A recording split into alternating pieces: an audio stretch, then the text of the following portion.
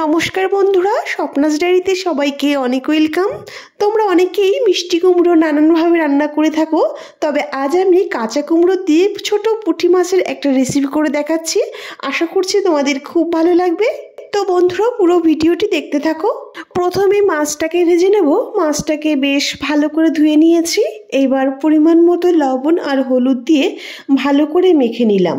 অন্য সাইডে কড়াই বসিয়ে দিয়েছি। কড়াইটা বেশ গরম হয়ে গেলে দিয়ে দিচ্ছি কিছুটা সর্ষের তেল।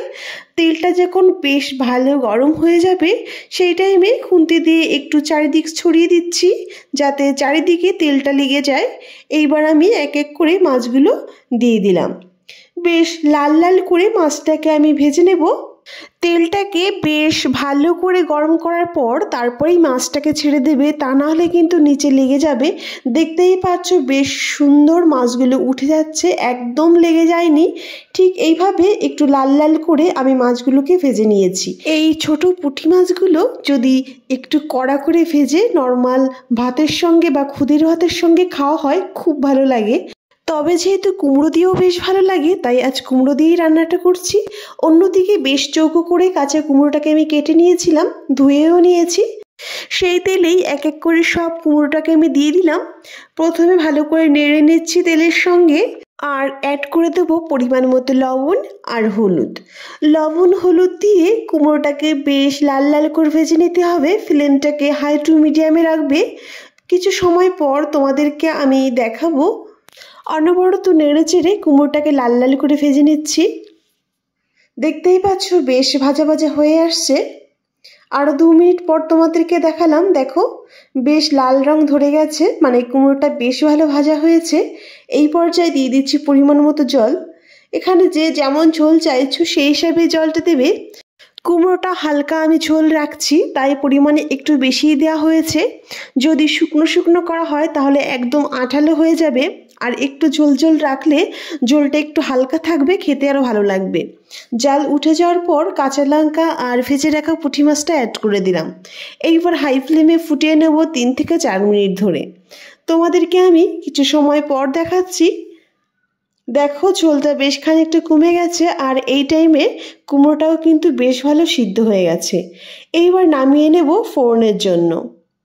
সেই কড়াইতেই এবার আমি দিয়ে দিয়েছি কিছুটা সর্ষের তেল। তেলটা বেশ ভালো গরম হয়ে গেলে দিয়ে দিলাম একটা শুকনো লঙ্কা আর 2টো তেজপাতা। ভালো করে ভেজে নেব। বেশ ভালো করে ভেজে নেওয়ার পর অ্যাড করছি 1 চামচ গোটা জিরে।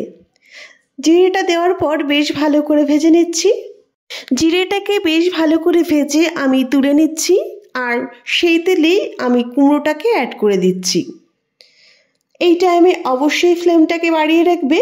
একটু নেড়ে চেড়ে ভালো করে মিশিয়ে নিলাম। তোমরা এই টাইমে হালকা চিনি অ্যাড করতে পারো যদি কুমড়োটা একটু মিষ্টি কম থাকে। কুমড়োটা যেহেতু বেশ ভালো মিষ্টি ছিল তাই আমি আর চিনি অ্যাড করিনি। আর একদম লাস্টের দিকে দিয়ে দিলাম কিছুটা ধনেপাতা কুচি। ধনেপাতা দেওয়ার পর ভালো করে মিশিয়ে নিয়ে হাই টু মিডিয়ামে আরও 2 মিনিট জ্বালিয়ে নেব। আর যে জিরে আর শুকনো লঙ্কাটা আমি তুলে রেখেছিলাম সেটা একটা হাতার সাহায্যে বেটে নিচ্ছি। ভালো করে বেটে নিয়ে ঝোলের সঙ্গে মিশিয়ে দিলাম। এইবার নামিয়ে নেব। তোমরা চাইলে জিরেটাকে শিলেও বেটে নিতে পারো।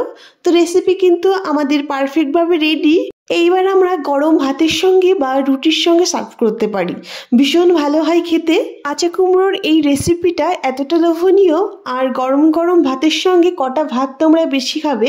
তোমরা অবশ্যই এইভাবে ট্রাই করতে পারো, খেতে কিন্তু খুব ভালো হয়।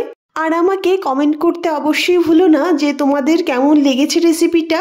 তো বন্ধুরা, আজকের ভিডিওটা এইখানেই শেষ করছি। তোমরা ভালো থেকো, সবাই সুস্থ থেকো।